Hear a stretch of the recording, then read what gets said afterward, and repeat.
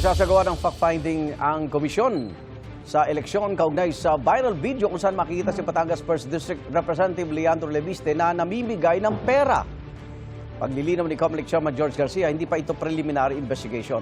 Inaalam pa nila kung totoo ang video at kung kailan nangyari para malaman kung sakop ito ng prohibition sa Omnibus Election Code.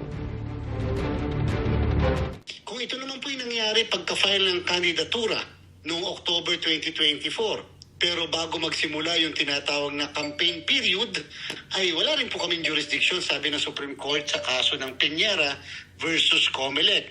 Sinasabi na nagiging kandidato lamang ang nagpa-file ng kandidatura ng maaga sa unang araw ng kampanyahan. Kung ito naman po yung nangyari after ng eleksyon na naging kongresista na, yung naturang personalidad, wala rin pong jurisdiction si Comelec kapag po nanalo na at naging nahalal na. Sa kanyang Facebook page, inakusahan ni Leviste si Executive Secretary Ralph Recon na nasa likod ng paglutang ng video nagpapakita ng pamimigay niya ng pera. Git ni Leviste, hindi yan panahon ng kampanya kundi Pasko at sarili raw niyang pera ang ipinamigay niya. Tinawag niyang gawang rekto ang pagpapakalat ng naturang video. Wala pang paig si Recto tungkol dito.